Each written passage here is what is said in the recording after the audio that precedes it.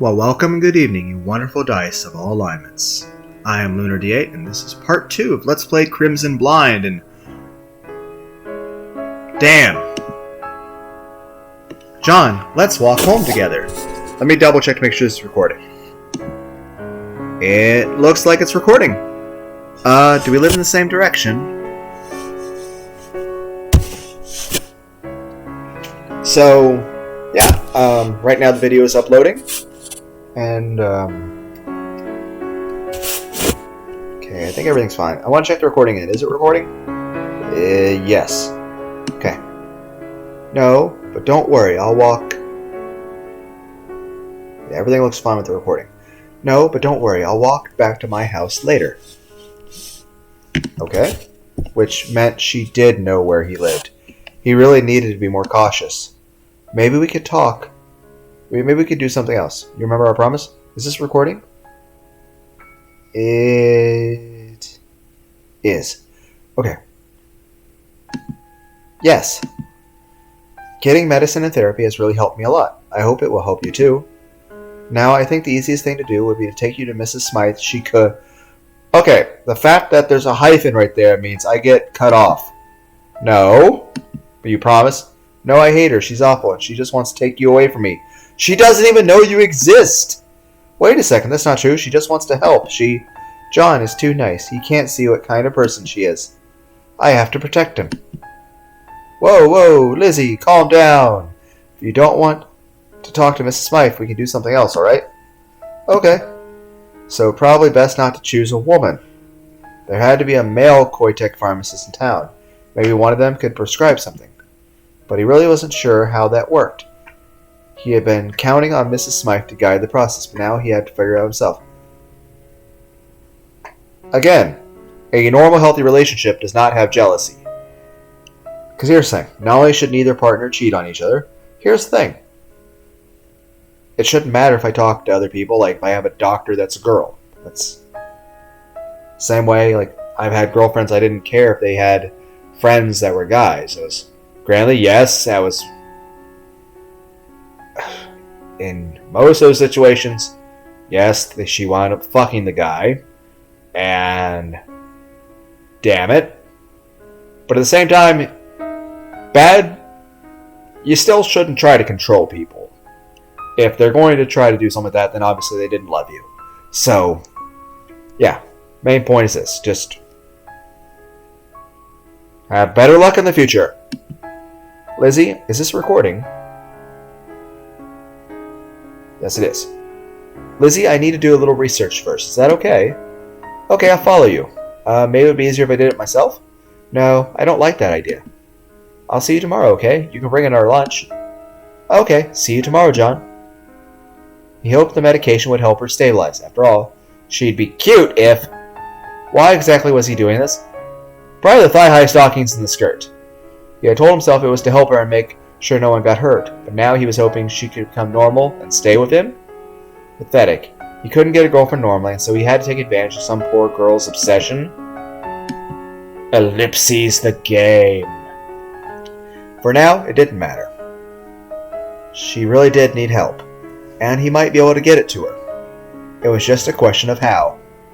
The best way was probably to ask for advice, either from Mrs. Smythe or a pharmacist. I assume that's going to be a choice later. He could try to research some himself, probably another choice, though he doubted he'd be any good at it. How well is the internet at this point? And he supposed it wouldn't hurt to ask her if she was taking anything else or had allergies or something. Damn it, he should have done that earlier. Now it was too late to... John realized that she was still following him. Well, I mean, you could still ask her then.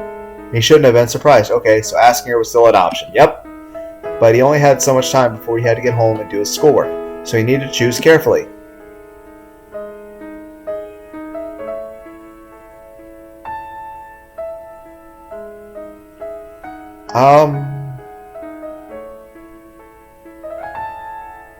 What would be the best situation here? I don't know. I feel it's gonna be multiple playthroughs. How about I just talk to her? John walked along the street until he was sure that Lizzie was slinking after him. Then he turned and waved her. She waved back. Hi, John. Did you change your mind? Can we go home together? I knew you. No, I just wanted to check with you. Are you taking any medication right now?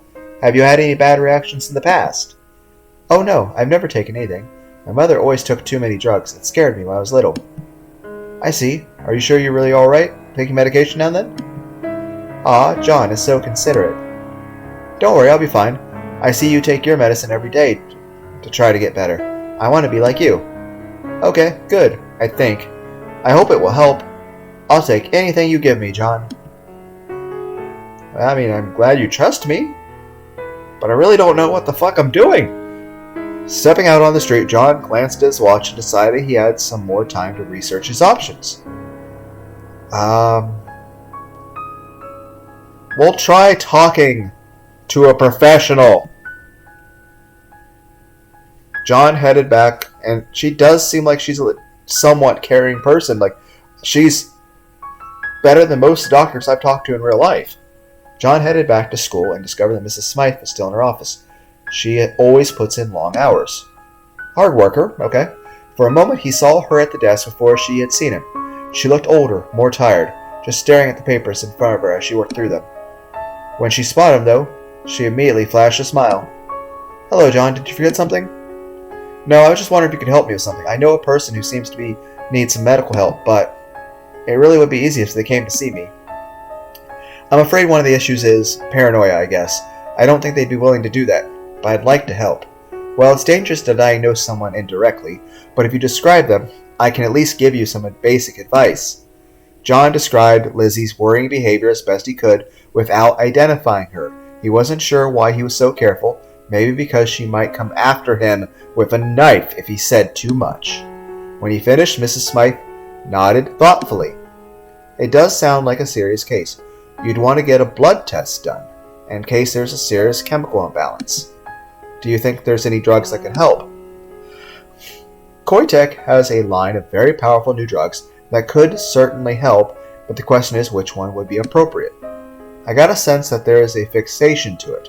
I wish they'd finished developing Erosapam, Pam, but I guess it's too early for that. No, I'd suggest one of two choices. Nilazine or Yondaquel? I've never heard of either of those before. They wouldn't be at all appropriate for treating your condition. Or most conditions, honestly. They're very experimental. Yondaquel is a sedative and antipsychotic, while Nihilazine promotes focus and clearer thinking. Oh, you know we're giving her both medications at some point in this game, and we're going to see some kind of reaction. I mean, I'm going to try to do all the options in this game. I'm just not sure which one will be right. A decision like that should really be made by a medical professional. Are you sure I can't help directly? No, it will be fine. Thanks, Mrs. Smythe. Okay. It was getting late, and John realized he needed to get home quickly if he wanted to have time. Okay, so there are options down there.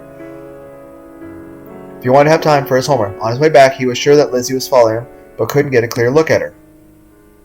She's a fucking ninja? At least I was only one more day until the weekend. Friday passed faster than John had expected. Lizzie was nearby at all times, and they ate lunch together, but things were almost normal. Almost. Just when he started to get comfortable, she would get a giggle that went on too long, or slide a hand to where she hid her knife, or respond far more enthusiastically than she should.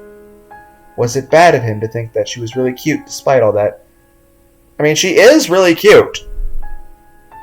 It's just, I don't want to get stabbed. So,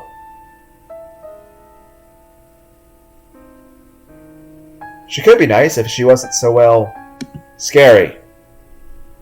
But John hated it when his friends suggested that he could be fun if he wasn't depressed. And that thought left an ugly knot in his stomach. I mean, well, it wasn't long now. Maybe she could get some real help. It made it through his last class, almost slept through his session with Mrs. Smythe, and then headed home. John finished his homework and chores as fast as he could, and went to sleep. Going out in public always drained him, and he wanted to have enough energy for the weekend. He woke up too early, his eyes gritty and head still mired in half-remembered dreams. Is she going to be at my window staring in through the fucking glass? John got up to get a drink and happened to glance out the window. I have read too many creepypastas and listened to too many authors. Lizzie was standing outside his house with a huge smile on her face. How close is she that you can see the smile? After staring at her for a moment, John groaned and went back to bed. Oh my god, you were able to lay back down and go to sleep? Damn. The second time he woke up, the sun had already risen. He felt a little better, but not much. Normally he would stay at home all weekend, but he couldn't do that if he wanted to help Lizzie. She was still standing outside his house, in exactly the same place, with exactly the same cheerful expression. John brushed his teeth, got dressed, combed his hair. He realized that he was acting like he was getting ready for a date. True, he had sort of accepted her confession. John decided that was just what he'd have to deal with now if he wanted to have a connection with her. Well, at least he was going to go out with a cute girl. He hadn't done that since middle school. And those relationships were childish. I read that. Childish relationship. Of course, this was the only way he could get a date. Pathetic. Oh, she looks nice. Despite standing there for like 12 hours. Finishing his preparations, John headed outside. I like this music. It's soft and relaxing. And you know what? She looks very nice in what she's wearing. But Lizzie had gotten dressed up for the occasion. He had never seen her outside her school uniform before, and it made him hesitant for a moment. She'd obviously put effort into making herself look good, and she did. It would have been nice if not for how it made him worry about the level of importance she was attaching to the day. As soon as Lizzie saw him, her smile became even brighter than it had been while waiting. John, I'm ready. Good morning, Lizzie. Did you sleep all right? Oh, I didn't sleep. Let's go. Okay, you need sleep. Sleep is important. She practically dragged... Okay, that's probably, like, even if you are a mentally stable person, even a mentally healthy person will be pissed and groggy and emotionally withdrawal if they're sleep deprived. But at the same time, that you were that excited... Stop defending it! She practically dragged him down the street, apparently heading for the bus station. Yet instead of looking forward, her gaze was fixed behind her on him. Again, it would be nice to have someone actually care about me. It's sad that this is coming off as more sweet than terrifying at the moment. Most people would have enough emotional fortitude to be self-sustained in their own right that they don't need to feel like, oh, I feel happy now. Yeah, I just want a hug now. And someone to smile and blush and be happy to see me. Do you have a plan, John? This is our first date. It needs to be perfect. You're putting... I'm glad I'm important, but you're putting too much pressure on me. Shit. You should have known she'd treat it this way. It wasn't like he hadn't had enough time. He used to be good at planning. What was wrong with him? Other than clinical depression. God, he was such a mess. Things take time, dude. Don't be so hard on yourself. There is shit going on. Alright, he had to think. He used to be able to think on his feet. He could do this. So, I want to deal with the medication issue first, so the rest of the day can be fun, right? Sure, whatever you want. If we get a blood test, we'll need to wait a while. I was thinking we could get a test first, then eat breakfast, then get the results. That should give us the entire rest of the day. That's such a great plan. Let's hurry. John was glad to hear her respond so happily, but wondered if she would have said that no matter what he told her. Okay, downtown. They took a bus. Okay, makes sense. They're high school students, apparently. I assume they're like 17 or 18, though? Like seniors? They took a bus across town to the furthest, since he especially is worried about the future stuff. So I'm assuming this guy's like 18, he's toward the end of his senior year, he's close to graduating. You know, they're both 18, they're both ready to graduate, they're both ready to move out on their own and get careers. They took a bus across town to the furthest pharmacy and ordered a standard Coitex sampling. He was nervous that Lizzie might react poorly to the needle, but she just smiled sweetly at him while they took a little bit of her blood, then hopped back up. Look, the Band-Aid has cute little kittens on it. It's so cute. You want to eat something now, then? Yes. They walked to a nearby bakery and he bought them a pair of pastries. One of the advantages of his workaholic father was that at least he had a decent amount of spending money. Well, that's nice.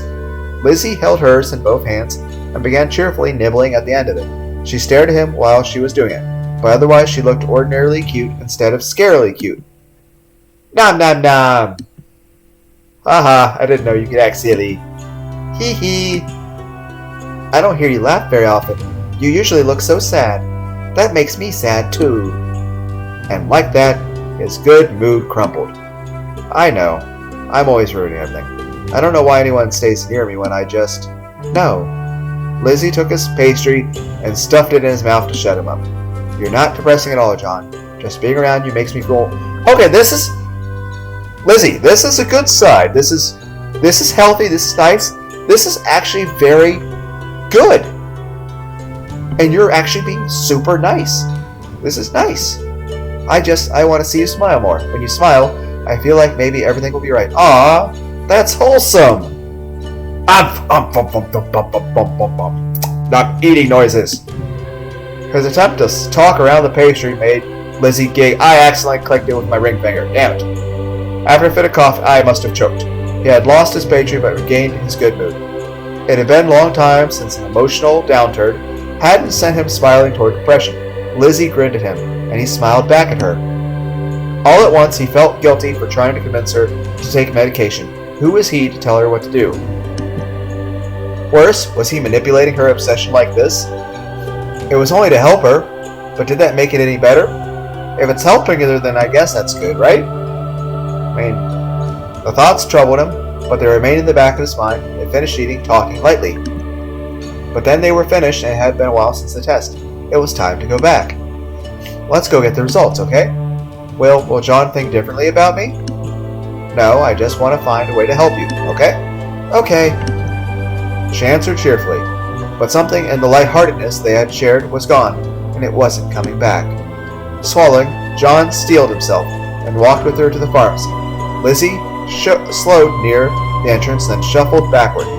I'll stay here. You can bring me what I need, okay? Okay, no problem. Inside, he found the pharmacist writing something on a clipboard. When he spotted John, he immediately frowned. Why are you... Okay, I'm just talking to a doctor. Why did the music have to turn so somber? You're alone? I suppose that's for the best. Anyway, we need to talk. About? Is something wrong? She's not sick, is she? It isn't that kind of test. It only takes a snapshot of someone's current condition. Is your friend going through a difficult time right now? Well, I mean, maybe a little. These are some extraordinary numbers. Most people only see those briefly, during the worst day of their lives. Take care of her until things pass, alright? But this is normal for her! What's it gonna be like if she gets what? Okay. There's something else I have to ask. It won't be comfortable. Oh, no! The beginning part of this conversation was uncomfortable. What kind of learning curve is this? But it's necessary. Have you ever gotten any sense that she might hurt herself or anyone else? No, I can't. They didn't give me an option. Well, if I don't have a choice in the matter, I can't fuck it up. Nope, I can't imagine her doing anything like that. The lie was out of his mouth before She's probably watching me from behind the corner. The lie was out of his mouth before he'd even consciously decided to lie. John regretted it immediately. Yet now it was too late to contradict himself. The pharmacist grunted and looked over his papers. Well, keep a close eye on her. Even the gentlest person could be capable of violence under conditions like these. Okay. Is it really that bad? I thought she seemed better lately. No. There must be some recent trauma she hasn't told you about. I'm certain of it. I mean, someone with numbers like these regularly they would be completely incurable, insane, probably and definitely a threat to society. What numbers are you guys looking up? No one's incurable. Everyone can be okay. And some people can do it without medication. It's fine. Everything is fine. I'm sorry, I didn't mean to imply anything. I'm sure she'll work through things and go back to normal soon. Can you give me a medication anyway? She needs it! So, can you prescribe anything? Yes. I can give you 2 weeks of either Yondequil or Nylades. They should get her over the rough patch. Okay. Just 2 weeks? Can't you prescribe more? Not well, then much more extensive evaluation. But like I said, that's all you need. I'm sure she'll recover soon. Okay. I really should be asking her directly, but in her present condition, I think it'd be safer to bend the rules and let you act like a family member. So which one do you think's best for her? Well, from what I understand, the Yondequil is a sedative and an antipsychotic, which should make her feel calm and non-violent. Whereas the Nylazine seems like, oh, it makes you focus and think clearer. That sounds like fucking ADHD medication. That's just going to make her either hyper or super focused. Either of which is bad with somebody with a knife and an arson problem. And no, I'm not saying there's anything wrong with people with ADHD. I'm saying there's something wrong with medications that are meant to be used to treat people that have ADHD being used on a person who needs an antipsychotic. Basically, there's nothing wrong with either of these medications. They just need to be used in the correct situation that, talk to your doctor. And then if you feel concerned, talk to another doctor and another doctor and another doctor. Do what's best for you. But I'm going to go with the thing that makes her calm and not kill people. Yondequil, which I kind of feel is a take on the word yandere. So, Nylazine, would that be like, I almost clicked on it. Oh, she would have stabbed me. Yondequil. 2 weeks of Yondequil coming up. Try to help her rest, okay? Yeah, okay. She does look cute. Not much of a pearl sky, though. But she is cute. Heading outside, John handed the bag to Lizzie. He had pushed pretty hard to get to this point. But he would never force her to take the medication. His father had used to talk to him like he didn't have a choice about depression medication. Practically threatened to force feed him. John refused to do that to anyone else. But Lizzie didn't make an issue of it at all. Smiling at him, she opened the bag, shook out one of the pills, and swallowed it without even having a drink. She'd given the label a careful look, though. I will say this. I do take a lot of supplement pills, like vitamin C. I started taking ginseng a couple weeks ago, or a week ago, or something. And I started taking ashwagandha to help with, the stress, because apparently the doctor's like, you're too stressed out, you're getting ulcers and high blood pressure. And I tried to take a bunch of multivitamins and creatine and stuff like that. But here's the thing. I can't swallow things very well without liquid. I have to swallow something. And there's sometimes I'll try to take a zinc tablet to help with testosterone that it's a small little pill. And I'll take a big gulp of water and sometimes it won't go down. And sometimes I'll take 6 attempts to swallow something. It's so hard for me to swallow. And it's not just because of the ulcers right now. I mean, literally my whole life it's kind of hard for me to swallow something unless I have something to drink with it. Actually, I don't think I can swallow a pill without something to drink. I can't do it. And even with something water, sometimes it takes multiple attempts of big gulps of water before I can swallow something. It's hard for me. But Lizzie didn't make an issue. She'd given the label a careful look, though. Okay, I hope you can love me now, John. Lizzie, no, I never meant anything like that. Please don't. That didn't taste bad at all. So can we go on for a date now, John? Can we? He wanted to go back to what she had said, reassured that he meant nothing wrong by it, but his words stuck in his mouth. Maybe on some level, he did mean to force her.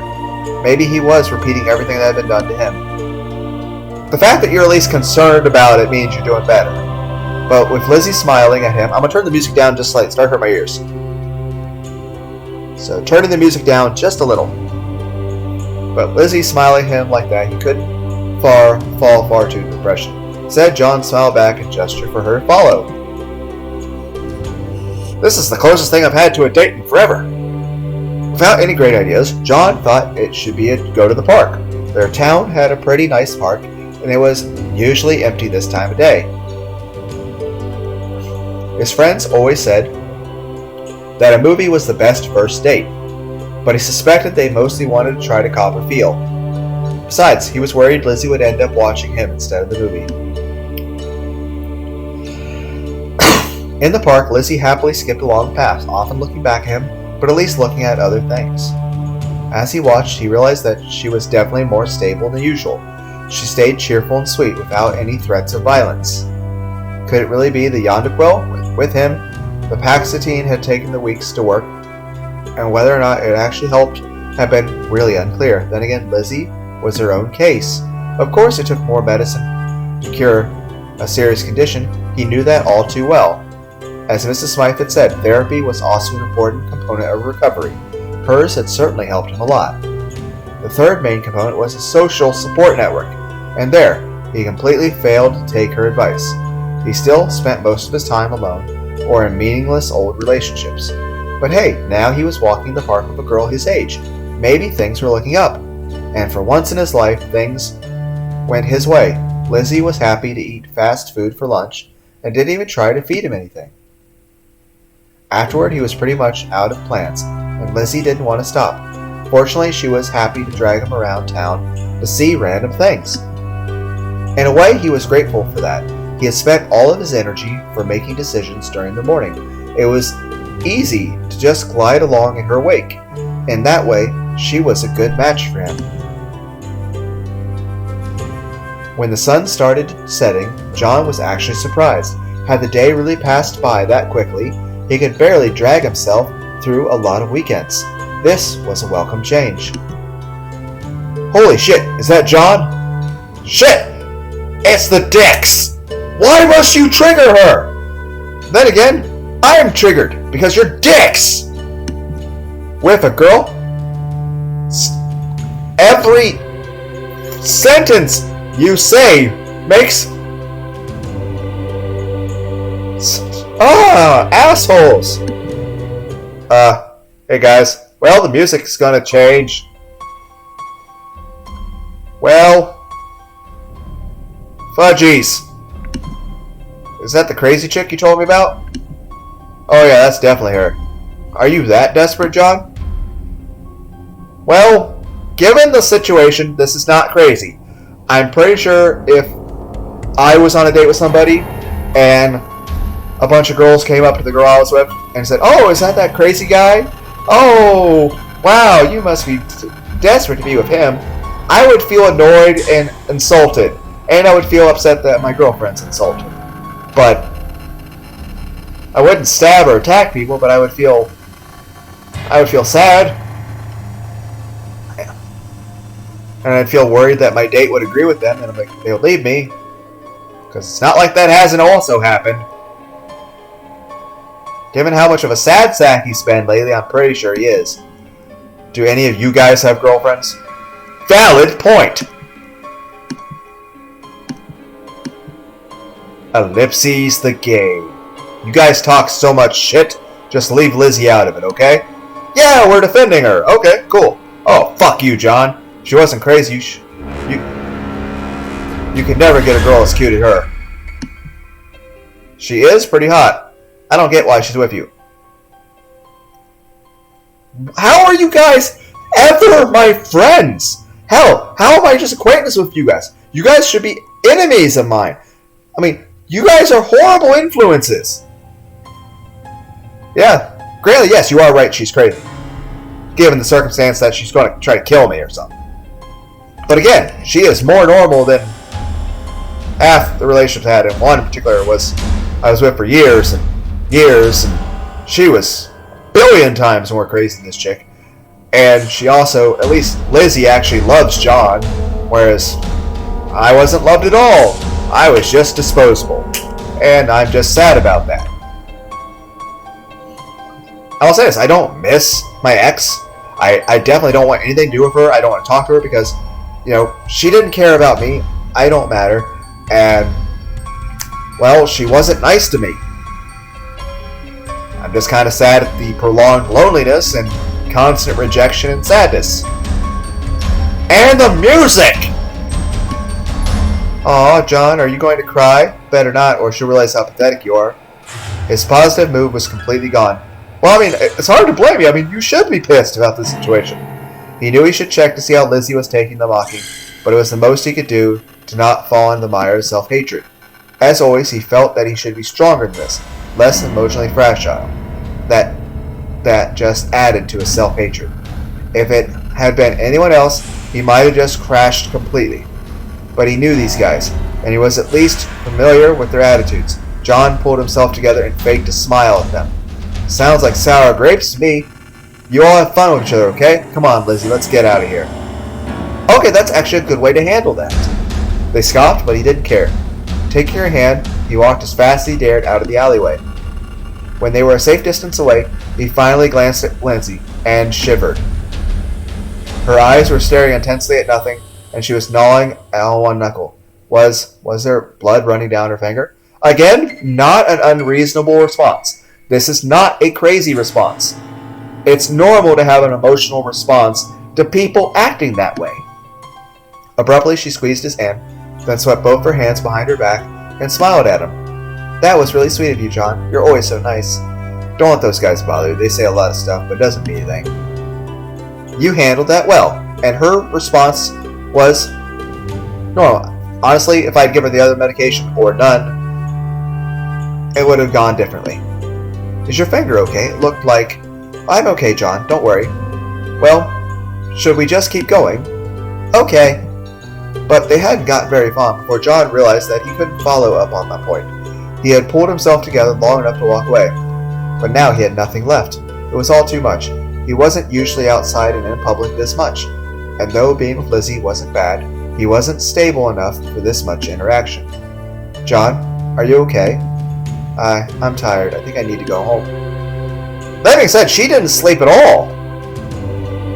How is she still awake? I mean, they are teenagers. I mean, well, technically they're 18. But either way, they're at the height of their energy. They can get by without sleep. You went so long without sleep when you were younger. I mean, they're not old. They're not Gandalf. So they can get by without sleeping for a while. Is something wrong? Did I do something wrong? No, I need sleep and I have low energy. He could hear the tremor in her voice. Knew she needed affirmation, but the apathy was choking him to death. He had no energy for anyone else, no energy for anything but getting back home, curling up and wishing he was dead. Honestly, at this point, the best way to handle this would be to tell her, hey, no, you didn't do anything wrong. I'm just really tired, and I think I might need to take another one of my pills. That would probably be the best way to handle it. That way she's reaffirmed that it's not her, like, I'm not upset with you, I'm just exhausted. Somehow he said goodbye, found the bus, got all the way back home. The events passed like he was suffocating in gauze. The world around him was too unreal to have any effect. Maybe he should have reassured Lizzie, but it didn't matter. He was an idiot for thinking he could help her. Well, you didn't give me an option to do it. Nothing he did mattered. On Sunday, John woke up utterly miserable. It took him several minutes to push the sheet off his face. Then he immediately winced at the light. There was probably no way he was going to get out of bed for the entire day, not feeling like this. He had homework due on Monday, but he just didn't care. He'd get hungry eventually, but it didn't compare to the deeper emptiness gnawing at him. Everything hurt and nothing mattered. I don't know. Just when he was going to roll over and futilely attempt to go to sleep, he heard someone knocking on the door. Good morning, John. He stared at the ceiling for a while, then pulled his sheets over his face. Not today. He had no energy for anyone else. She'd have to take care of herself. Soon enough, she stopped knocking. Good. John let the blanket stay on his face, but didn't close his eyes, just staring at the fabric. That was when he heard the front door close. Under normal circumstances, he would have been upset and uncomfortable. But in the grip of depression, he barely registered what that meant. How did she pick the lock? Good morning, John. He didn't respond. She didn't even seem to notice, moving closer and pulling the blankets away from his face. Are you having a bad day? Don't worry, Lizzie will take care of you. Now, if you actually were dating and were been together longer, especially living together, this is okay, but the implication that you came in the house, that you probably picked the lock to come in, is a bit of a boundary issue, but you are meaning well, so this isn't crazy. This is actually healthy, I think. I mean, she's trying to help. I mean, he is having a bad day. It would be nice that when you feel that you don't want to get out of bed, that, to see a happy face, and that's like, hey, I love you. It's nice to see you. Hey, there's something worth getting out of bed for. I mean, that's good, right? And with that, she began bustling around him, apparently not even caring that he didn't respond. She untangled his sheets and tucked him in better, humming a little tune the entire time. Stay right there, okay? She gave him a little peck on the cheek, then skipped out of the room. He heard her go across the floor, then entered the kitchen and began opening things. Oh, she's making her breakfast. Okay. Strangely, just having her present helped. The worst part of the day is he couldn't get out of bed without actually boredom. He didn't want to do anything, but that left his mind grinding itself. Now at least he had Lizzie to listen to. It sounded like she had found pots and pans pretty quickly and turned on the stove. Since his mother had left, most of them didn't get much use. John's father never cooked anything, and though John had learned to cook for himself, he usually just used the same pan every day. Was she really going to cook for him? He recalled that her lunches had been pretty good, so maybe he had something to look forward to. Lizzie popped in again to open his window and let fresh air in.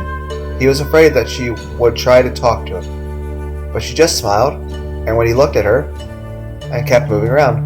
This, aside from the boundary issue of picking his lock and coming in his house without permission, this is actually fairly healthy, and she's taking care of him and being nice to him. She's actually being good to him. Soon she headed back out, still humming to herself. Eventually she returned with a steaming bowl of soup. John stared at it, so she sat down on the bed and held out a spoon for him. Eat up, you need your strength. It looked like she was going to hold the spoon in front of him until he ate it, so John gave in and accepted the spoonful. Even through his gray haze, it wasn't bad. He opened his mouth when she fed him another spoon. Okay, this is wholesome. After he ate soup, she left him alone again for a while, and he actually drifted to sleep. It was heavy, exhausted sleep, but it was better than nothing. When he woke up, Lizzie was sitting nearby, staring at him with a dead look in her eyes, but John found that he didn't even care. She spent the entire day caring for him, always fussing around for his comfort and feeding him regardless of his objections. Somehow, she managed to convince him to sit up, propped against some pillows. Once he was sitting up, it was easier for him to do something else, like read for a while. To his surprise, Lizzie actually pulled out some homework and began working through it, humming to herself. He wasn't sure why he was surprised. Obviously she was a student too, but somehow he didn't think people like her actually worked or studied. By the end of the day, he was actually feeling close to better, but when he tried to get up, Lizzie kept him down with a gentle hand on his chest. You get better, okay? I'll see you on Monday. She stayed with him until he finally went to sleep for the night. It was only as he was drifting off peacefully that he realized that he had definitely locked the door the night before. Yeah. On Tuesday, John and Lizzie ate lunch together. Okay, happy music again. As if everything was normal. And in some bizarre way, it really was. Perhaps due to the medication, she seemed much more stable than before. She was sweet and kind at all times, always considerate and affectionate. Yet there was the occasional moment where she still seemed a little obsessed. The slightest positive comment from him would be interpreted as the sign of their destined love. But all in all, John was happier than he had been in a long time. His classmates even stopped messing with him about Lizzie, though he wasn't sure that was because she seemed normal or because they were afraid of her. Yet he wasn't. Not really. He had a hard time believing that anyone could really love him. Yet it seemed that Lizzie truly did. If anything, he worried that he could never love her back that intensely. That is something, though. I'm not I do want somebody to love me, but I don't really feel my emotions the same way I did in the past. Granted, yes, lots of shits have happened, but I'm not sure if I can actually feel that emotion anymore. Like romantic love I want to. I would strongly like to. But even if I had a beautiful woman who was nice to me and not crazy and was actually nice to me and actually loved me, I'm not sure if I actually could feel love again. I'd like to, though, but I'm not. But even if I could find someone who liked me, I'm not sure if I can feel that, but I want to. He had an appointment scheduled with Miss Smythe on Wednesday, yet for once, he walked into her office. He didn't feel like he desperately needed it. I feel like the volume's still slightly too loud. Turn down the volume just a little more. Ready for your session today, John? Actually, I'm feeling pretty good. Maybe we should skip today's. You should know better than that. If you stop the treatment that's making you feel better, you might have another relapse. No, you're right, sorry. Are we having a music change? Silence. Lots of silence. It's almost like the game's waiting for me to click again. Don't be sorry, just lie down and take a load off. So how have you been doing lately? I feel like there's something in the background, but it's so low that I can't hear what it is. Well, I'm okay, I guess. That's better than most weeks, so it looks like you're making progress. By the way, I've seen you pass with a girl. Are you two dating? Let's see. Yes, we're dating. Maybe something like that. No, we're just friends. No, she sort of... Yes, we're dating. That's probably good for you. You need more relationships. But I have to ask, have the two of you been intimate? Well, we're 18, so it's normal for people senior high school to... What? How can you ask that? I'm not teasing you. Why do I get somber music from this? How is this a somber topic? This is... Yes, it's not super lighthearted, but it's not bad. This doesn't warrant the sad music. I'm not teasing you. This is a very serious question. You'd better not be leading up to giving me a lecture about safe sex or abstinence or anything. So, should I take that as a no? Yes, no, we haven't done anything like that. It's good to hear that you're at least expressing interest. Koitek got back to me about erosipam, and it's still decades from viability. So we don't have a solid option for libido issues.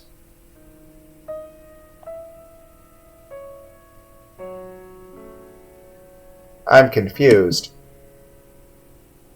Is my medication making me not have libido? Or is her... I'm confused. Can we talk about something else? Anything else? Sorry to make you uncomfortable, John, but I do need to be concerned about your welfare in all respects. To that end, I need to ask one more question. Has the girl ever displayed any strange behavior? Erratic tendencies?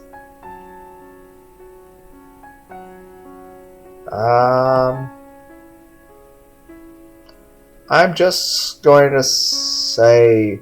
Well, I know I definitely can't... I'm going to probably go back and answer all these different things. Hopefully it's fun for you guys to see that. Just going to go with no. I can't think of anything. She's a little shy. Maybe that's all. Well, good. I'm glad to hear it. I'm not being rude, John. This is important. You see, I looked up that girl's records. And to my surprise, I actually knew her mother. You knew Lizzie's mother? Yes. Abby Doss took part in one of our early clinical trials. She was one of the women who had to be removed from the study when we learned that they had lied about being pregnant at the time. Is that why this girl is mentally unstable? Is that her mom did drugs of clinical trials for money while pregnant? Is that what I'm being told? Plus, I thought she displayed addictive tendencies. I understand she began abusing prescription painkillers later in life too. The poor girl probably had a hard childhood. Well, that's awful. I'm sorry. So anyway, I just hope the girl turned out alright. Any drugs taken while someone is in the utero can have permanent long-term impacts. So I'm glad the girl turned out normal. Moving on. You seem so much better. I assume the issue of emotional grayness took care of itself? Yeah, of course. I don't know, I'm still seeing gray on everything. Mrs. Smythe seemed so positive. And we did have a depression day, so he couldn't bring himself to tell her the truth. Because despite the general improvement in his life, that aspect of it had not. Lizzie was a single spot of color in the world. But the rest was even grayer than before.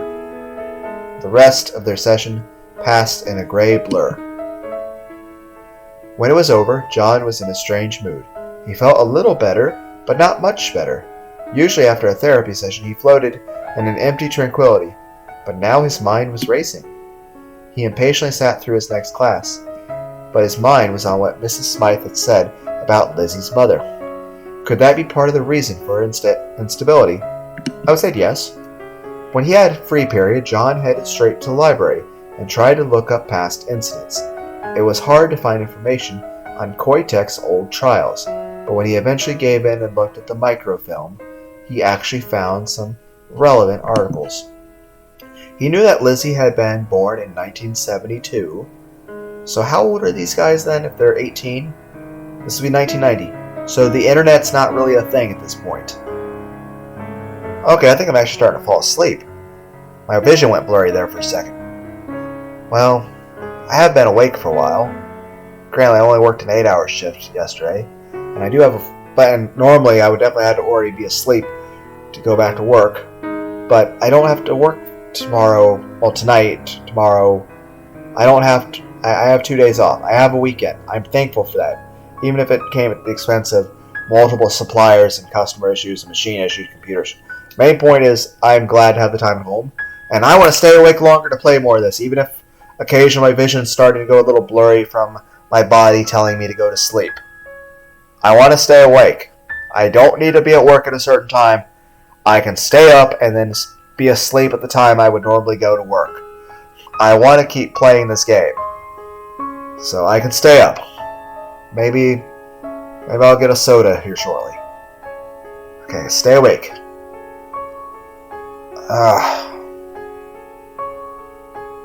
Okay. Give me a second, guys. Holding the hands on my eyes for a second. I need to make my vision. Okay. Good.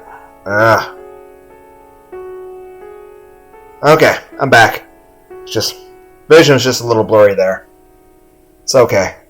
Okay, he knew that Lizzie had been born in 1972, so he was able to skim back around the time that she'd been born. He actually found the birth announcement in the local paper easily.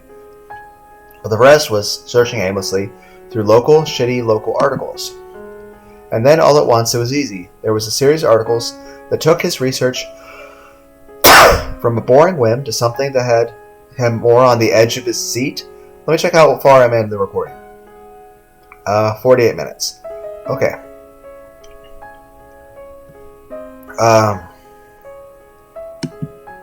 Apparently before it was called Koitek, the company had been called PharmaVax. They rebranded after a series of drug recalls had ruined their reputation. Move over here. Ow, my back. Okay. John sat back, unable to read any further. Was that really the explanation? It felt so cheap. It was easy to presume that Lizzie's mother had been involved in one of the recalled PharmaVax trials, and her unborn child must have suffered the consequences. Could that really have unbalanced Lizzie this way? If so, that meant that this was no phase she was going through. If her early development had been altered, she was probably this way for life. Yet the second emotion he felt was anger. Anger that Mrs. Smythe or anyone could think Lizzie was just some freak chemical accident. Well, I mean, your brain chemistry is important. At the end of the day, it's still your free will that decides what you are as a person.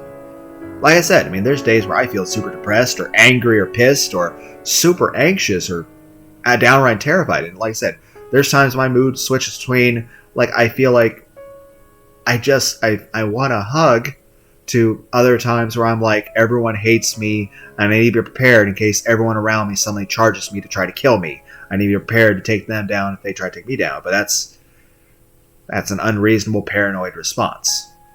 Then there's also the fact that a lot of times I just feel like everyone's just looking at me like I'm the most disgusting person, or they just look right through me as if I'm a ghost. But regardless of how I feel, I should still treat other people well. So even if I'm not feeling well, I still try to, put on a smile and all that. 'Cause, I mean, other people don't deserve to be treated badly or be made uncomfortable just because I'm not well. It was too much like the scorn that had been heaped on him for his depression. Whatever her problems, Lizzie was a person who deserved respect, help, but respect before anything else.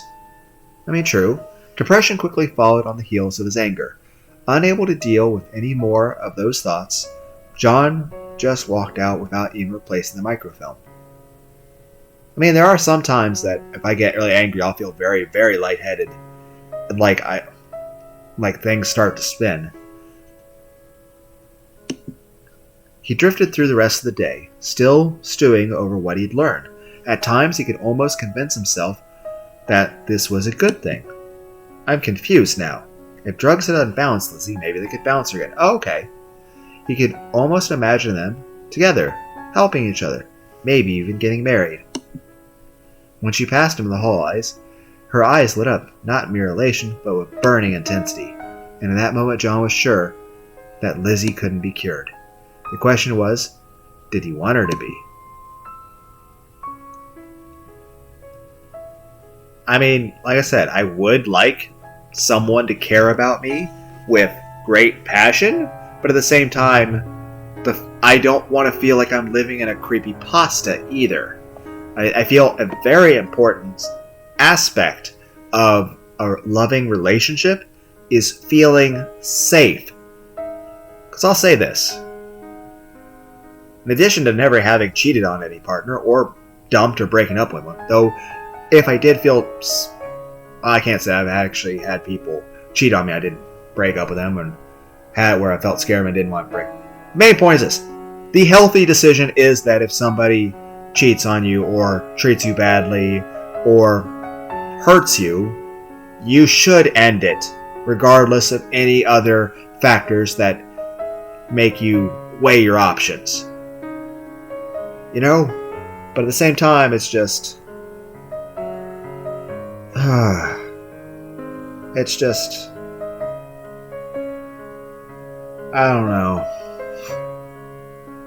But, that being said, regardless of how many times I've had different women cheat on me or just dump me, I've never hurt anyone. I've never hit a woman. I've never threatened them. I mean, hell, at most what I've done is wrote a romantic letter or just saying, hey, would you like to talk? Or can we try to work things out? But that's usually with just the dumping. Usually if they do the dumping and the cheating, then I'm like, I just leave it alone. But if it's just a breakup, then it's just, I'm like, hey, can we talk about this? I love you. I don't want to break up. Can we fix it? Like, what should I do differently? Like, what'd I do wrong? And, yeah. But I've never threatened anyone, so I've never hit a woman. I don't think I've ever done anything that can ever be construed as abusive. And I've never threatened them, and in any relationship, I try to avoid talking about, feeling depressed or anything, just because I don't want the person to feel like their decisions are based on my emotion. Well, it shouldn't matter how I feel, but I'm just saying I don't want to feel like I'm holding their heart hostage. I want them to feel free to make the decision based on what they want. But it's just there are times I feel like I would like it if a person were to actually talk to me about things instead of just outright dumping me. I'm like, I want to stay together with you. We should at least be able to talk about it. I mean, because like I said, I never hit anyone. I've never even threatened anyone. I've never done or said anything that even implied that would hurt anybody.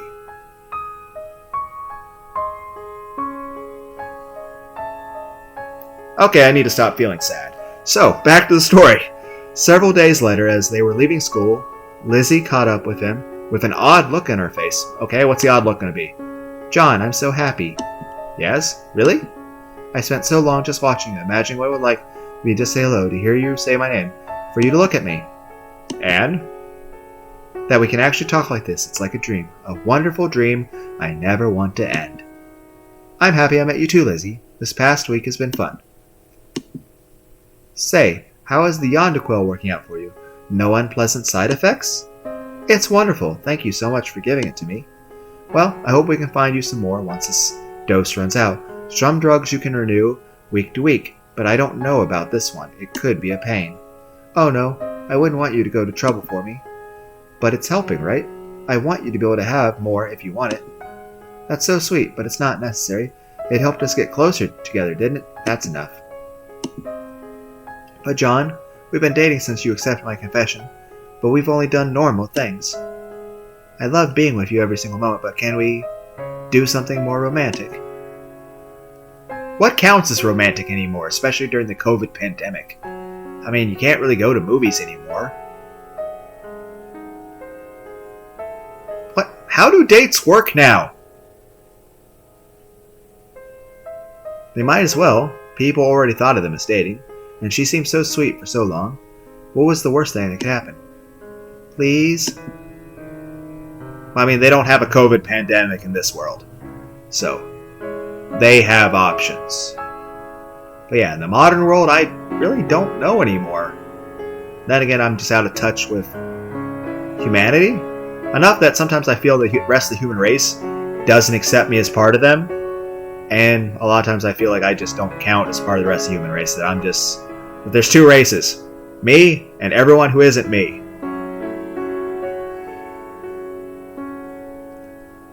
That I just don't belong. And that I'm not like anyone else. And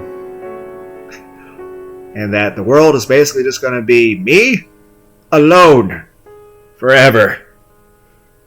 With everyone disgusted and hating me. So, moving on. We have a lot of options considering that we have all next week off. Oh, cool, they have a vacation. Cool.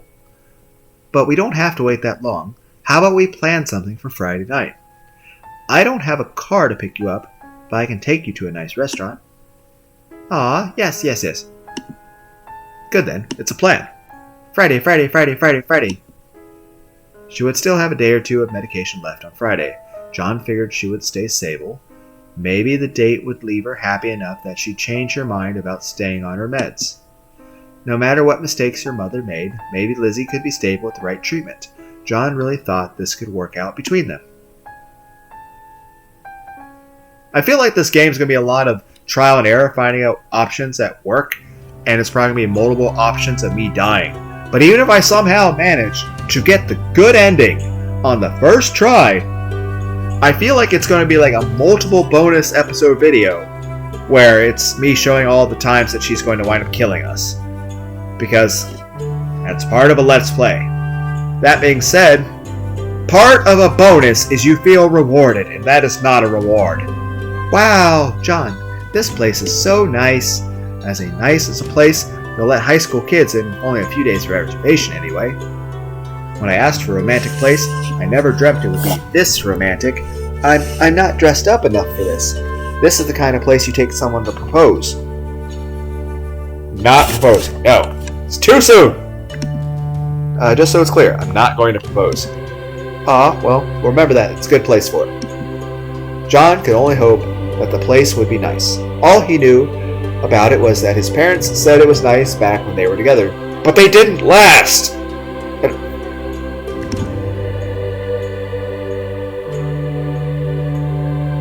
They entered, and Lizzie was delighted by everything. The decor, the menu, the lighting, the food, or maybe she was just really delighted with one thing, the event itself. Fortunately, the staff seemed to find her adorable instead of disturbing. Well, I mean, they don't know about the burning tree! So John found himself relaxing, even when they were just chatting idly. Lizzie was nice to be around. Midway through the meal, he realized that Lizzie was resting her hand on the table. She wasn't necessarily inviting it, but if he stretched it, he thought he could put his hand on top of hers. I'm gonna take her hand. Lizzie's eyes went wide when he touched her, for a moment just staring as if she couldn't believe it. But after a moment she gave him a brilliant smile and laced her fingers through his. Okay, he hadn't meant to do that, but John decided he could just awkwardly hold her hand while they ate. That certainly seemed to be Liz's attention. Honestly, I think my biggest concern a lot of times even if I was on a date at this point, like with my self-esteem, I'd feel worried that, like my worry in my mind would be that if I went to do that the girl would just like smack my hand away and be like, "Oh, how dare you touch me?" And "Aw, sadness." She actually wasn't getting a lot eaten, since she didn't talk with her mouth full and listened raptly whenever he talked. But at least she seemed to be having fun. After a while, Lizzie patted at her mouth with her napkin and sighed in satisfaction. She didn't let go of his hand, though. That was wonderful, absolutely wonderful. Yes, it's all really good. Not the food, the date. Oh, but I made you talk so much. You haven't got to eat very much. That's okay, No, I'll be quiet and watch you eat while you eat. You should eat too. So Lizzie, how about you tell me where you live? Oh, it isn't too special, just a house. Most people live in buildings, yes. That's a given. Do you live with someone? I know not your parents, but some other relative? No, it's just me. Abby inherited the house. And she didn't manage to sell it off when things got bad. Abby? My mother. She was an awful woman. I don't want to talk about it. Is her corpse in the building? It's a nice enough house, I suppose. Abby's wrecked a lot of it, but I've been able to repair it with money from James. Your father? I guess, but he never cared enough to meet me. Abby's always complained about him, and the checks don't always come. But I don't want to talk about that. It's all horrible, isn't it? People who can't even pretend to be in love just tear into each other. That's not what I want, not at all. When I fell in love with you, I knew it would last forever. I mean, technically, love should last forever. That being said, a lot of times when people get into romantic relationships, the initial, endorphin boost, infatuation, sexual turn-on love is the main boost for the same first 6 months to a year. After that, most relationships tend to die down in that part, but you develop more trust and stability with that person. Basically, you have to care about that person as a human being and not just a tool and an object to be used. But maybe that's another lesson for society. Wouldn't it be nice for us to get a house together? Maybe even build one? Ooh, so many choices. I mean, that's not unhealthy or crazy there. That's just wanting to be happy. But I want it to be something we choose together, not something we inherit.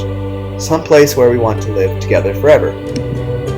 Maybe a big house, big enough that we can have lots of nice windows, but also rooms inside it where no one can see us. And maybe a fountain? What would we do with a fountain? Okay, you're just being idealistic, hopeless romantic. That's actually sweet. Lizzie giggled and squirmed in her seat as if she couldn't contain herself, her fingers in his grip so tightly that it almost hurt. I need my blood circulation. But now I'm just saying things. None of those things really matter. The only thing that matters to us I'll care about is you. It was the longest that he had gotten her to talk about herself and her goals. And while I was still pretty focused on him, He didn't mind hearing the details. That's a very nice image, Lizzie. Ah, I'm glad you think so. And you finished your food. This has been wonderful. But can we go now, can we?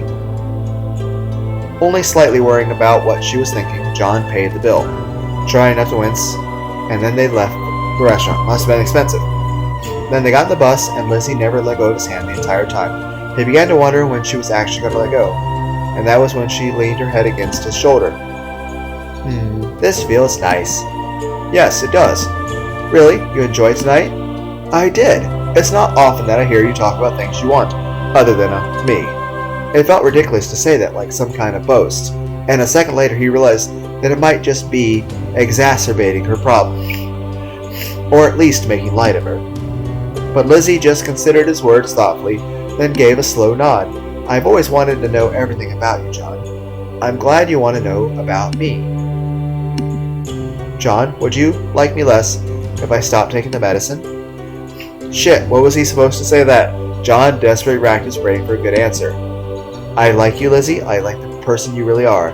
Is the person you are now the person you really are? What do you mean? I mean, when I get depressed, I don't feel like myself. Medicine might change me, but it's just to change me back to myself. But it's not who you naturally are. Does that matter?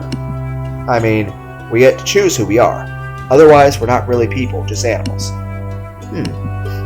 So who are you, Lizzie? You seem like a nice person now that I've gotten to know you.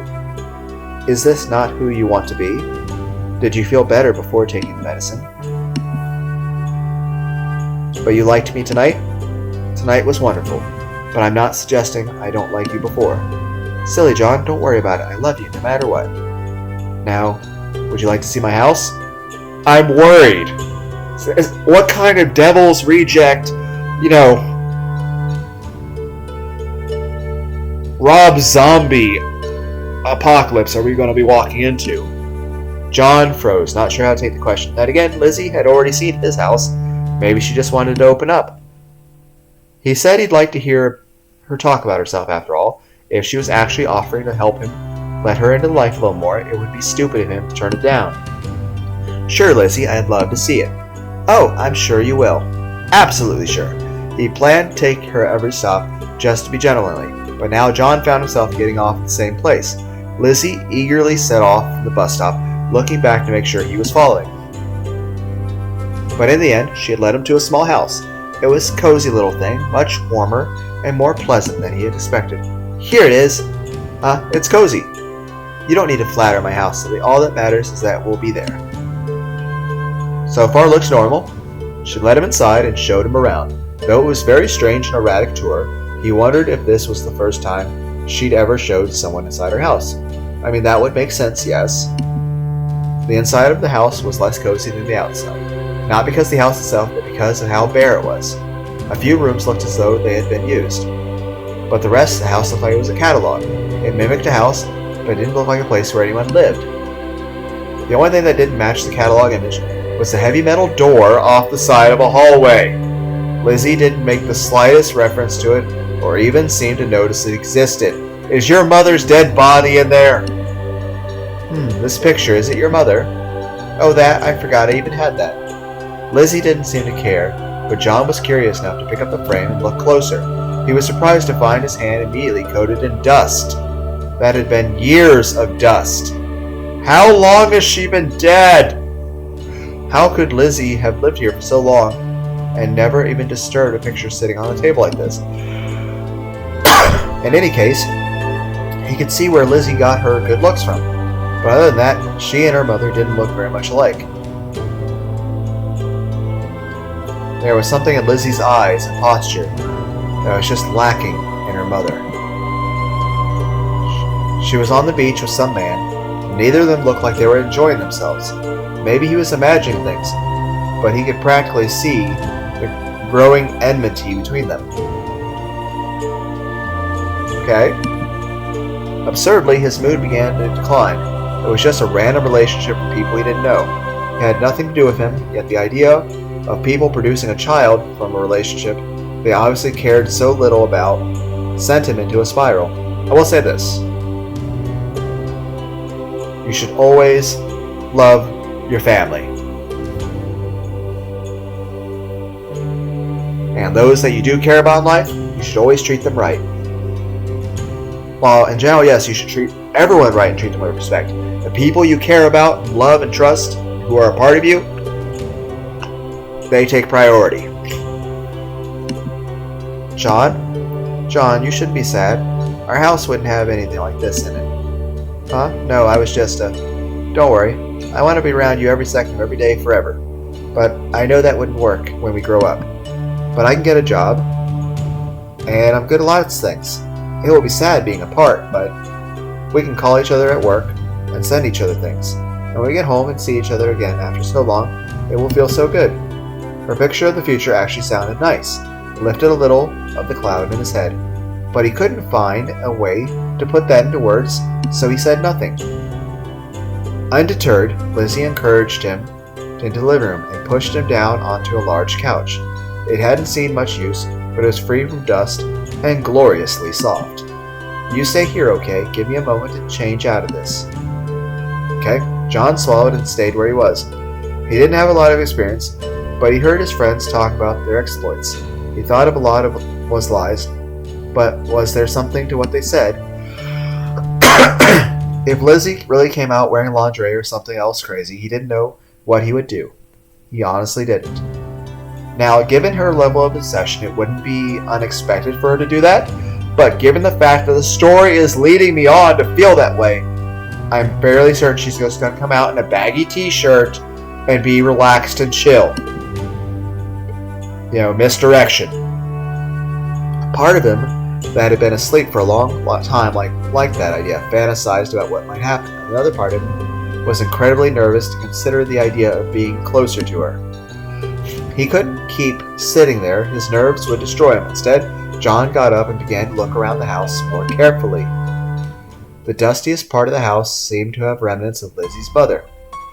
Okay, we're back to the, Calamity Strikes music! At least he didn't think Lizzie would be into cheap little glass figurines. Opening one of the rooms, he discovered that it was an unused bedroom. He was about to go in when he spotted another picture frame sitting beside the bed. Okay, it's Lizzie as a child. She looks very sad. This one featured Lizzie as a child, sitting on her mother's lap. It struck him so strongly that he immediately wanted to look at it more carefully, not caring for his hand getting even dustier. Okay, so she's younger at this point, but I can't see the face very much at all. Lizzie's mother was glowing and obviously proud of her daughter, while Lizzie ignored her entirely. No, not just ignored her. There was a flat emptiness in your eyes, as if they weren't even related. They didn't seem to stop her mother in the picture, but the distance between them was agonizing. Why would anyone keep a picture like that, much less frame it? John stared at it while longer, then set it down and left the room. Then Lizzie look Lizzie had been giving her mother, whose eyes shouldn't have belonged to a human child. John didn't want to think about it a second longer, so he rushed out of the room as fast as he could. Desperate for something to take his mind off the unpleasant thought, John looked around for anything else. The door next to the bedroom was jammed, but he wrenched it open and stared. The room was filled with pictures of him. His yearbook photos. How long? But also lots of pictures of him in class. Pictures she must have taken herself. Oh, fuck. I didn't even have to say that myself. It's actually in the captions.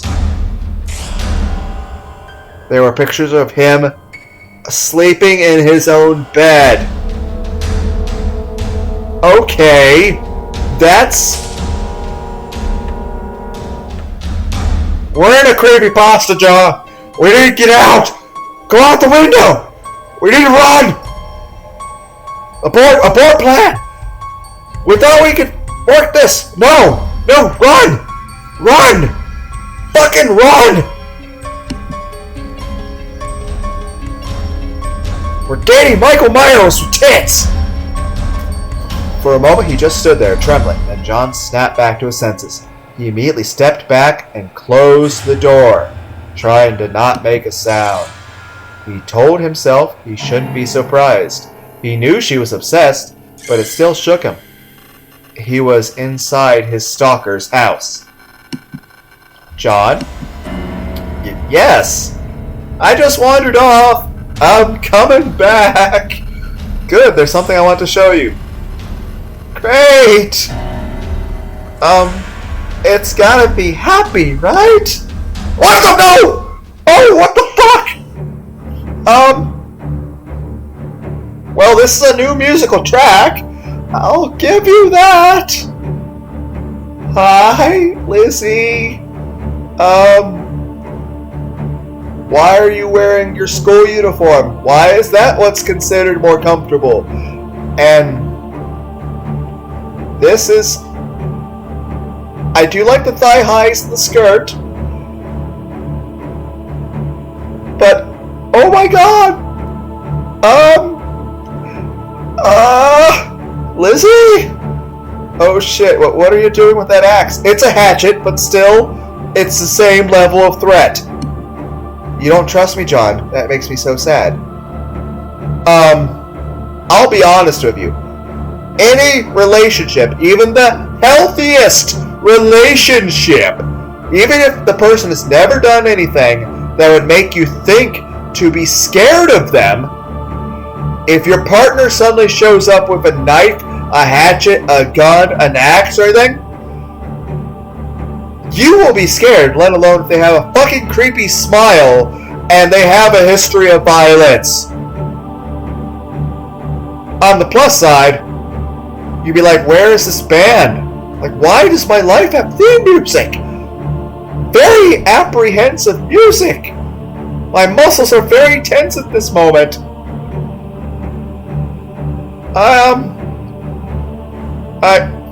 Are you still taking your medicine? I'm actually scared. You think I'm going to trust you when you're coming at me with an axe? Like I said, any healthy relationship, even if you fully trust the person, if they just walk through the door with a fucking axe, no matter their body language, even if it's the most safe, non-threatening stuff, unless it's like, literally, I mean, granted, there have been times I've walked into a room with, what was it called? It was a combination axe sledgehammer thing. I can't remember what it was called, but that was because I was trying to do some work chopping wood, and then I was told that, hey, there's some stuff here we need to cut for the firewood for the stuff. But that's because it was for a purpose. It was because I needed to chop wood for a wood burning stove. There is no practical purpose for this axe. I am doing finger quotes now because it's a hatchet.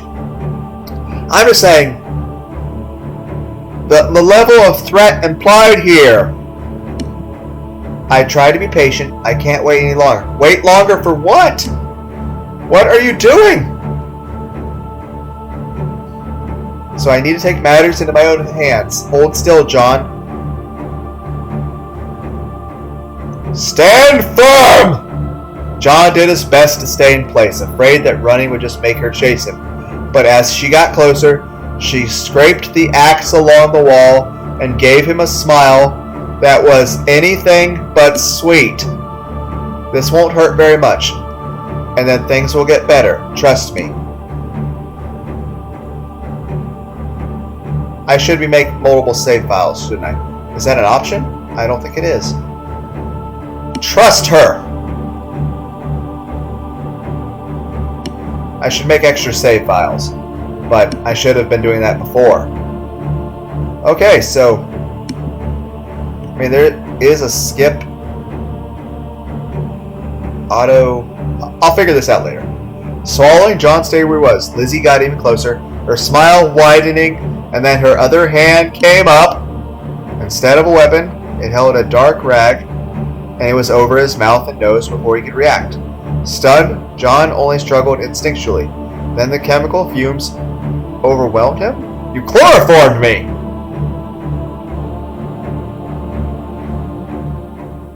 John woke up to feeling something tight on his wrists. At first he thought he must have been tangled in sheets, but then he tried to move his hands. They were stuck. I'm shackled? The memories returned in a bitterly cold flood.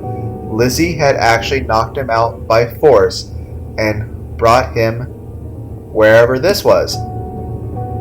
His blurry vision slowly returned, and he could make out a rough basement around him. Well, this has become much more creepypasta-like, and it was already pretty well there.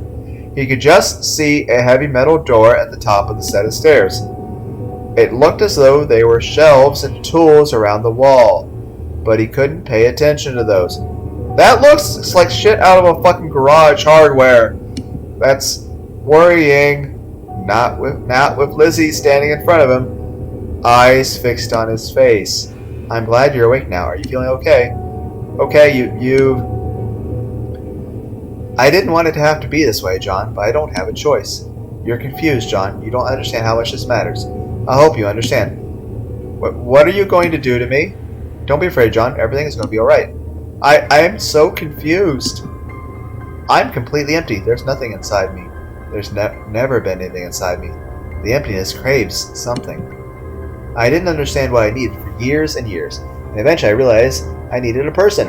A specific person. Well, I mean, yes, love is important, but, you know, if one person doesn't love you, you can find somebody else. I'm just kind of dejected because lots and lots of rejection, and I feel there's no one out there for me. But I feel I'm handling it much better. But I didn't know who. Occasionally there would be a flicker of feeling. I'd watch someone for a while, but they were never what I needed. Nothing actually mattered. Until I met you. But why did... Let me finish. For so long I could barely ever bear to look at you. The feelings were too intense. And then I couldn't bring myself to talk to you. I was afraid it would all just disappear. But the feelings didn't go away. They got stronger. You were made for me, John. You need to understand that. I don't understand why you feel the need to do this. I mean, I was already at your house. I already said I'd be with you together. We had a romantic date. How did it come to this? Oh, right. Red flags! Red flags! This is not Cedar Point. This is not Six Flags. It's not a theme park. This is, get the fuck out!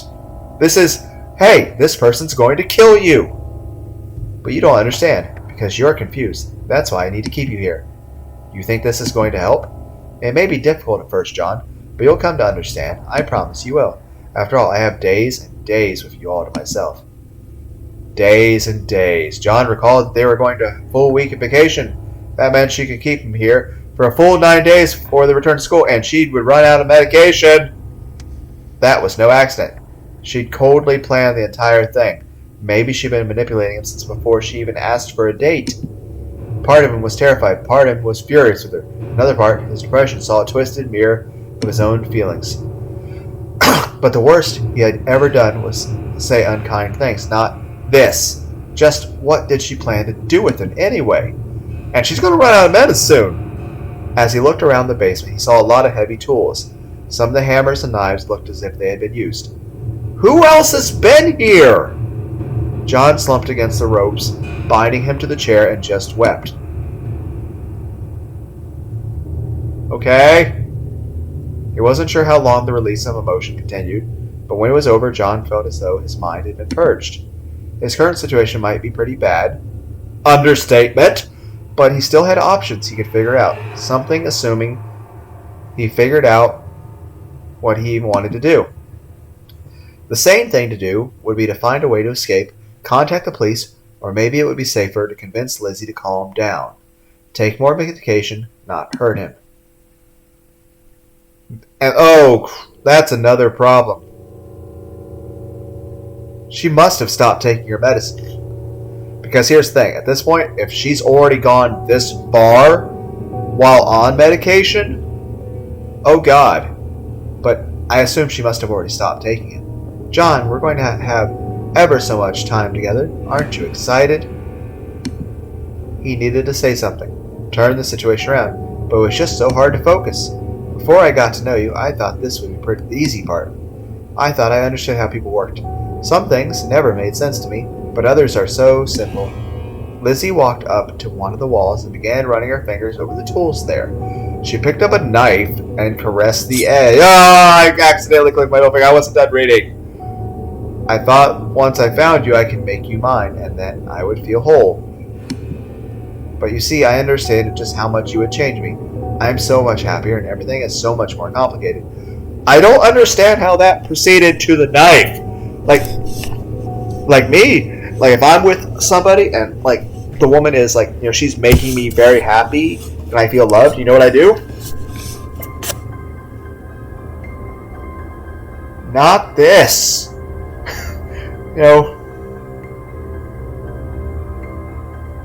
This is like I would make her feel appreciated. This is not appreciation.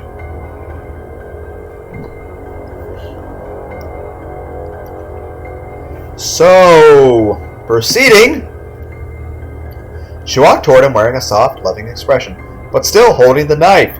John froze and held his breath as she walked behind him. I want all of you, John, even the parts I didn't know existed before. If I hurt you, I would never live. If I hurt you, I would never really have what I want.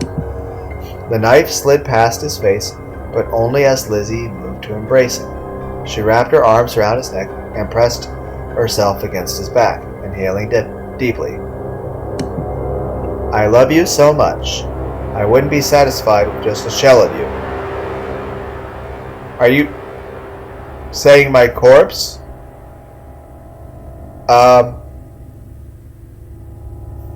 Okay.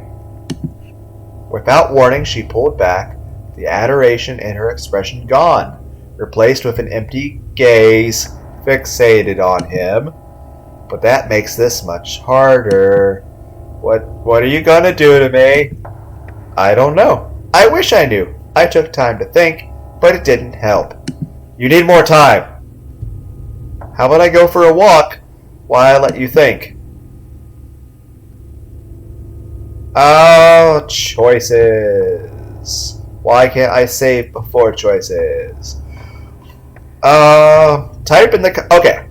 Everyone, pause the video and... Well, okay. Now that you've unpaused the video, I can actually give you instructions. Okay. What would you guys pick?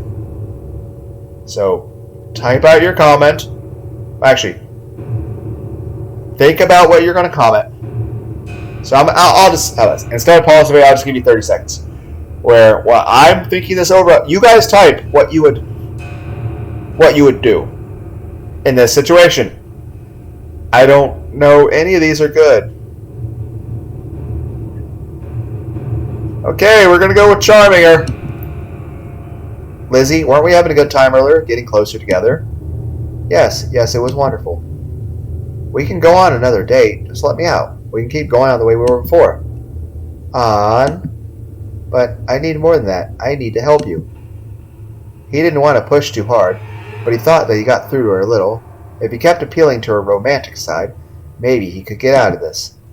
Lizzie paced around the room for a while, muttering under her breath, then suddenly straightened. Throwing aside the knife it embedded in the wall, she went to a closet after a few seconds of searching, emerged with a chain. Yes, this will be better. I'm sorry, John. I should have thought of this early. She clamped one end around his ankle. What is this, fucking Saw? Then lifted a table on one end of the room and lashed the other side of the chain there. Plucking the knife back out of the wall, Lizzie cut through John's bonds with troubling speed, smiling all the while. Does she have an abnormal amount of adrenaline? I don't know. See? You don't have to be tied up. Here. I'm now chained!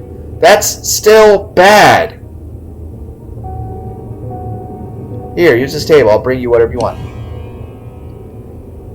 Lizzie swept all the objects from the table as if they were so much trash, then frowned down on the empty space. But you didn't bring your books. Because of the date. Is there anything you want me to bring for you? He stared at her, still not entirely sure how to deal with this change. Licking his lips, John spoke before he could think through his words. Can I have some water? Yeah, yes, of course. Yes, water. And you slept a long time. You'll probably be hungry soon. Just wait here. While she was gone, I mean, that wasn't a bad thing to ask for. Water's good. You got it. I mean, you can't. I mean, you're dehydrated, not thinking clear. You can't, figure out how to survive. He did his best just to rub some feeling back into his wrists and look around the room. The chain attaching him to the table leg was fairly long. He thought he could reach most of the basement except the far end of the door and the top of the stairs. Not that he could actually try anything when she was nearby and could return any moment. He did try to lift the table, though, and see if he could slip the chain out from under the leg, and couldn't even budge it. What the hell? Was there some kind of trick to her, or was she just that strong? John had thought it might have been his imagination, or was she fueled by passion? But to move the table as easily as she had, that shouldn't have been possible.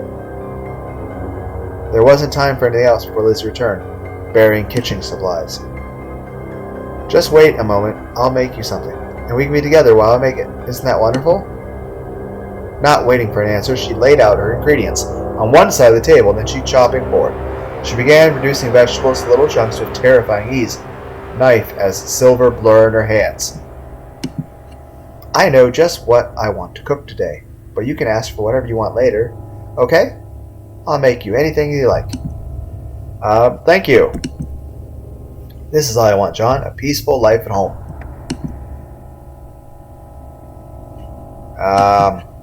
You can stay inside, ignore everyone who wants to hurt you.